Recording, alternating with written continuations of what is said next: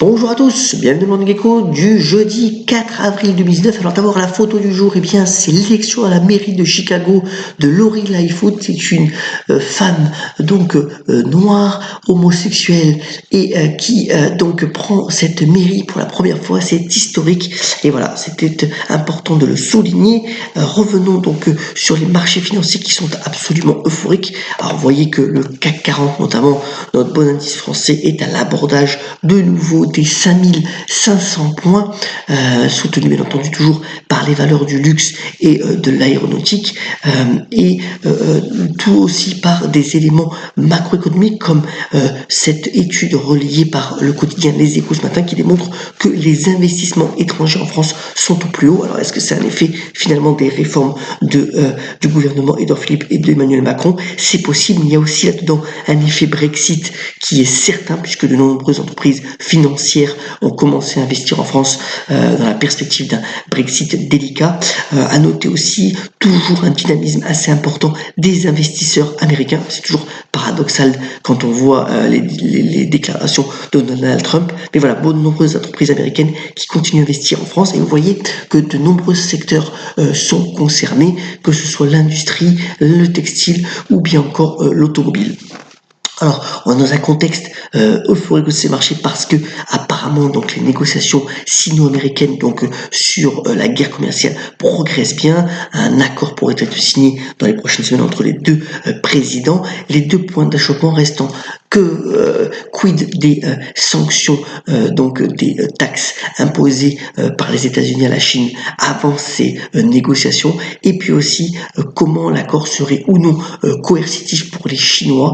C'est les deux points délicats en ce moment de négociation, sachant que les États-Unis voudraient posséder des entreprises 100% américaines qui opère sur le sol chinois. Et puis le deuxième point, c'est que la Chine s'engage à acheter des volumes assez considérables de matières premières agricoles aux États-Unis, et tout ça d'ici à l'orée 2025. Autre point aussi à dire, c'est que les parlementaires britanniques ont voté cette nuit la non-possibilité d'un hard Brexit dur à une seule voix de différence, et que les négociations entre Theresa May et Jeremy Corbyn continuent de progresser. Il y aura encore des discussions aujourd'hui, sachant que la date butoir arrive, c'est pour le 10 avril et le 12 avril donné par l'Union européenne. Autre point que je voulais vous signaler ce matin aussi, c'est pour les entreprises américaines, le coût de financement global a largement diminué ces dernières semaines. Vous voyez qu'on est passé pratiquement de 1,4% à 0,8%. C'est assez considérable. Alors on peut le voir de deux manières, soit effectivement que ces coûts de financement vont permettre de nouveaux projets d'investissement assez rentables si tant est que ces entreprises s'y mettent, soit cela veut dire que le ralentissement global économique est assez considérable, et que donc cela augure de difficultés pour ces entreprises d'assurer les bénéfices escomptés par les marchés.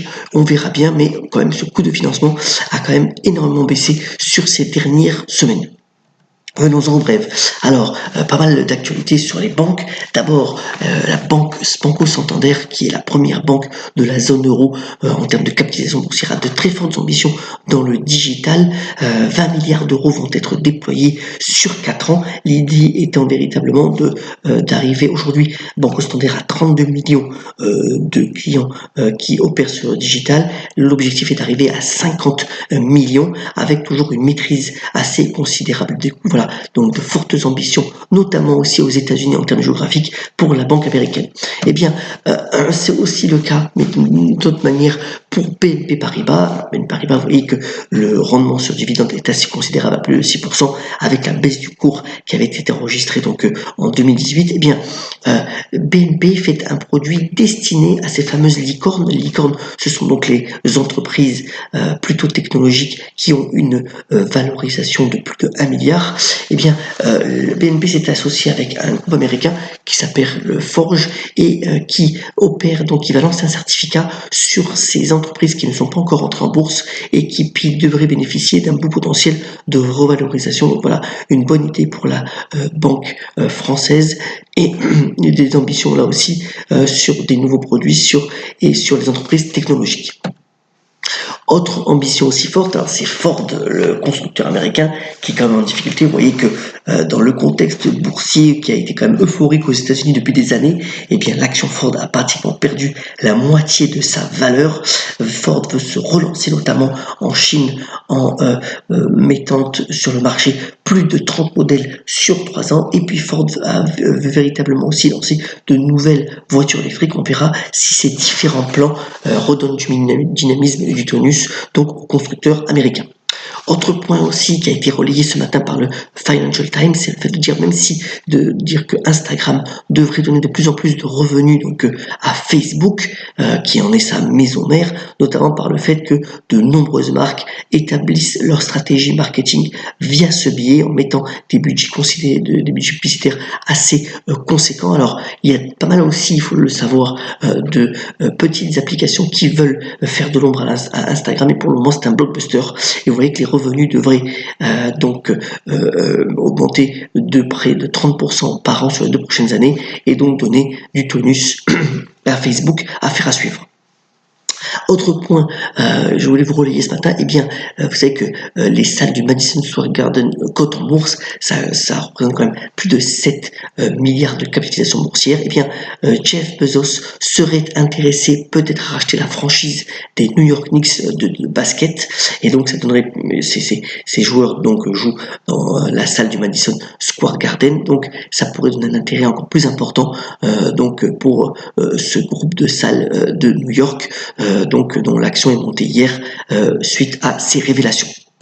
Elle revient, elle va faire un nouvel album, donc Céline Dion a annoncé hier sur son compte Facebook un nouvel album qui s'appellera Courage, une tournée mondiale aussi s'en suivra, et puis Céline Dion va arrêter ses représentations donc à Las Vegas, elle en a fait quand même 1100, c'est assez considérable, mais elle veut retrouver son public, elle veut faire un nouvel album, et c'est plutôt une bonne nouvelle pour tous les fans.